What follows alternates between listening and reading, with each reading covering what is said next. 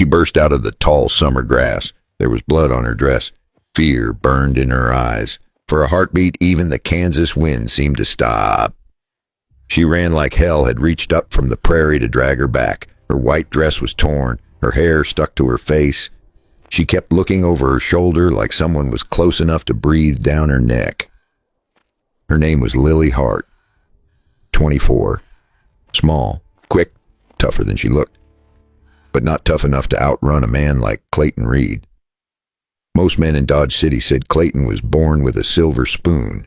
Others said the spoon was stolen. Either way, he was the kind of rich cattle baron who believed anything he wanted was already his, including Lily. And on this day, he had finally pushed her far enough to make her run. The sun beat down on her like fire. The prairie was so quiet she could hear her own pulse. Then came the sound that nearly dropped her to her knees. A rifle crack behind her. Sharp. Mean. Close. The bullet grazed her hip and sent her tumbling into the dirt. She hit hard. Dust exploded. Her breath ripped out of her chest, but she pushed up on shaking arms and kept crawling. She did not cry. She did not scream. Every inch of her body said quit, but her will said no. Up ahead she spotted a line of fence posts, a shed, a cabin, smoke rising from a forge. Someone lived there. Someone who might help. Someone who might at least scare Clayton off long enough for her to stand on her own feet again. She did not know if anyone in Kansas was brave enough to stand up to him, but right then she was willing to bet her life on a stranger. She dragged herself through the dust until her hands hit hay scattered across a ranch yard. Her vision blurred, the world spun. And then she saw him. Sawyer Briggs, 50 years old, broad shoulders, gray in his beard, sunburned skin, a rancher who also worked iron for half the county. He was sitting beside a bale of hay with a hammer still in his hand, a man who looked like he had been carved from the land itself.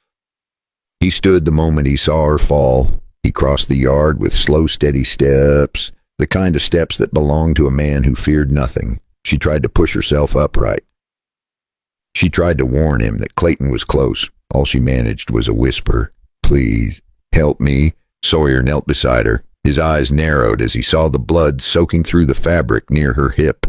He pressed a hand near the wound and Lily gasped in pain, but she did not pull away. Not this time. Not when her life balanced on a blade. She had no idea if this man was a saint or a fool, only that he was the first person standing between her and Clayton. He looked toward the horizon where dust rose from Clayton's riders. Then he looked back at her, his face unreadable. And here's the question that will decide everything to come. Can a man who wants nothing to do with trouble save a woman who brings nothing but... Sawyer lifted Lily like she weighed no more than a sack of feed and carried her into the shade beside the forge. The heat coming off that furnace felt like standing in front of the gates of hell, but somehow it made her shivering worse. He set her down gently on a bed of clean hay and reached for the bottle of whiskey he kept near the anvil. She tried to swat his hand away, but she was too weak and the motion barely stirred the dust. Easy now. You drink this, or you bleed out. His voice was calm, steady, like nothing in the world could hurry him. Lily took a sip and coughed hard. The burn hit her throat like a punch. She wiped her mouth and glared at him. I did not come here to get patched up by some stranger. She said it like she meant every word, but her hands trembled. Sawyer raised a brow.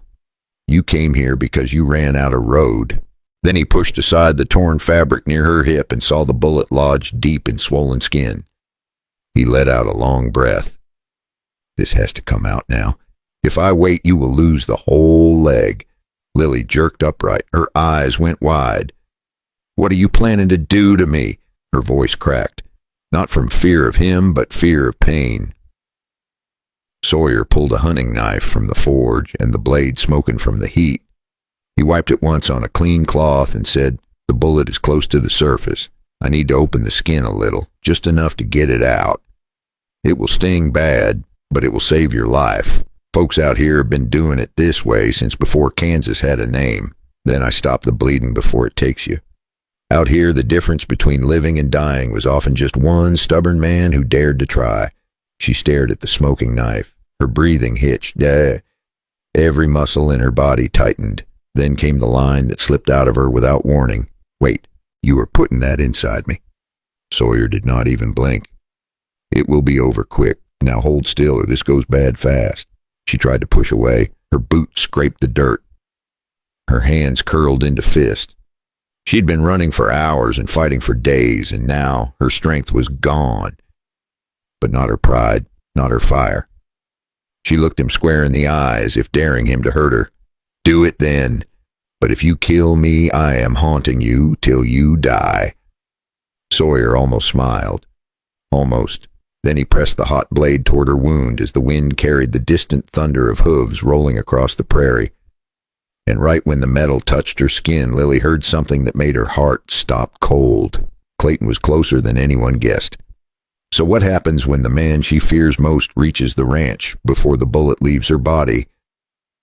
Once the cut was open, Sawyer reached for a short iron rod he kept by the coals, its tip glowing faintly in the forge light. The hot metal touched Lily's skin, and she let out a sound that was half gasp and half fury. Sawyer pressed down, steady, not cruel, just a man who had done this sort of thing too many times to flinch now. The hot metal hissed as it met torn flesh. Lily grabbed a fistful of his shirt and held on like she was hanging off a cliff. Her breath came in sharp bursts. The pain was blinding, white and mean, but the moment she thought she would pass out, she heard something outside. The slow grind of wagon wheels, the clop of horses, low voices. Clayton's men were close enough that Sawyer stiffened before she did. For the first time that day, Lily understood that this stranger might be the one who paid the price for her running. "Do not stop," she whispered through gritted teeth. "If he catches me like this, I am done." Sawyer did not look up. Not yet. He kept the tool steady as sweat rolled down his temples. He pushed deeper. The sound that came out of Lily was sharp enough to split wood, but she stayed still. She forced herself to. Her fingers dug into his arm hard enough to leave marks. "There it is," Sawyer muttered. "Bullet is turning. Hold on." Sawyer's hand brushed her waist as he steadied her, and for a strange second Lily felt a warmth that had nothing to do with the forge fire. A shout came from outside, a man's voice, deep, cold. "Clayton Reed? Sawyer Briggs? You got something that belongs to me. Bring her out, and no one gets hurt." Lily's heart slammed hard against her ribs. Sawyer finally looked up at her, just for a second, but that second felt like a whole decision being made in his eyes. He braced her hip with one hand and drove the tool in with the other. The bullet shot free and clattered onto the dirt. Lily gasped like she had been underwater too long.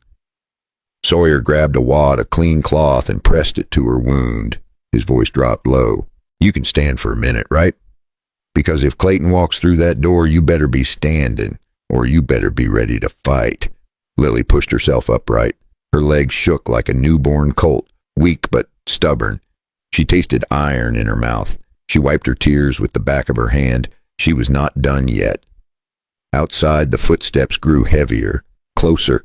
Clayton called out again, at this time louder. "Briggs, you got one chance to hand over the girl." "Do you hear me?" Sawyer stood, picked up his hammer, and nodded toward the doorway. He was outnumbered and outgunned, but he had lived too long to let fear make his choices for him. Lily swallowed hard, her pulse hammered. They both knew what came next would decide everything. Some folks get to choose their battles, but for Lily and Sawyer, this one had kicked the door in and made itself at home. And just before Clayton's shadow filled the doorway, "Let me ask you something. If you were Sawyer, would you hand her over, or would you risk your life to keep her safe?" If you want to hear what happens next, feel free to subscribe so you do not miss the next part of this story. And while you are here, grab a warm drink, settle in, and tell me, what time is it for you, and where are you listening from? Clayton stepped into the doorway like he owned the whole prairie. Dust clung to his boots. Sweat streaked his collar. Two men stood behind him with their rifles ready. He scanned the room slow, almost lazy, until his eyes landed on Lily standing beside Sawyer with that blood-soaked cloth pressed to her hip. "Well, look at that," he said with a half-smile. "I ride all the way out here and find my bride hiding in another man's barn." Lily stiffened. Sawyer did not move a muscle. Oh, and he just shifted his weight like a bull about to charge. Clayton pointed at her. Come here right now. Do you hear me? Lily shook her head. Her voice trembled, but she held her ground. I am not yours. Not now. Not ever. Clayton laughed, a deep, ugly sound that made the hair on her arms rise. He waved at Sawyer with a flick of his hand. Briggs, this is simple. You step aside, I take the girl, and we all go home. No trouble. Sawyer slid one boot forward, just one, but it was enough to change the air in that room. You shot her, he said quietly. You chased her across half the prairie, and you think I am letting you walk out with her? Not happening. Clayton's smile dropped. Trouble it is then. The first gunshot cracked so loud the forge rattled. Clayton's hired hand fired too soon, too wild. Sawyer lunged, grabbed the heavy iron ladle beside the anvil, and swung it hard. The blow hit the rifle clean out of the man's grip. The gun clattered across the floor. Lily stumbled back against the hay, but stayed standing, her pulse hammered. But she refused to fall. Clayton grabbed her arm. He yanked so hard she cried out. Sawyer turned fast, grabbed Clayton by the collar, and slammed him against the wooden beam with a force that rattled the tools hanging nearby. Clayton spat blood and hissed. You think you can steal from me? You think you can take what is mine? Sawyer leaned in close. She is not an object, and she damn sure is not yours. The second hired man raised his rifle, aiming at Sawyer's back. Lily saw it first. Her breath caught. She knew that in one more heartbeat the whole fight could end with a death, maybe Sawyer's and maybe hers. So she did the only thing she had left in her. She grabbed the nearest thing she could reach, not to fight like a soldier, just to swing enough to break his aim. Her body shook hard, but she lifted the iron with a quick, desperate jerk. And now, here's the moment that decides everything. Will Lily swing that iron and save Sawyer? Or will Clayton's bullet end the story right here? Lily did not wait for fear to catch up with her. She swung the iron with every ounce of strength she had left. The sound cracked through the barn like a church bell. The rifleman dropped to his knees, dazed, the gun slipping from his hands as dust swirled around him. Clayton froze just long enough for Sawyer to wrench free and shove him back against the post. For the first time all day, the danger in that barn felt like it might finally be tipping their way. The two men locked eyes, both breathing hard, the air thick with smoke from the forge and the heat of anger. Clayton swung first, wild and sloppy, but Sawyer moved like a man who had survived too many rough years to be taken down by another bully. One solid punch and Clayton hit the dirt. The barn went quiet. In that thin slice of silence, every breath felt louder, like the day was still deciding who it was going to let walk away. Only the forge cracked softly in the corner. Lily stood there, the iron tool shaking in her hands, but there was a fire in her eyes now, a steady one, a new one. She had not just survived, she had fought back. Sawyer moved to her side and took the iron gently from her fingers. He looked at her with something close to pride. You saved my life. His voice was calm, but she could hear the truth in it. And for the first time since she ran from Clayton, Lily felt her heart steady. Clayton groaned in the dirt. His men helped him up, their own courage broken. He glared at Lily like he wanted to burn her whole world down, but Sawyer stepped between them. His voice low, slow, and final. She is done with you. Ride out and do not come back. Clayton pushed himself up, wiping blood from his mouth. His eyes burned with fury, not fear. This is not done, Briggs. I am coming back with every man I have. Sawyer stepped forward just enough to make him stop talking. Then you better bring a preacher, too. Clayton backed away slow, not defeated, just planning. And somehow that made the air feel colder than before. Lily let out a long breath she had been holding for days. Her shoulders sank. All the fight seemed to drain out of her at once.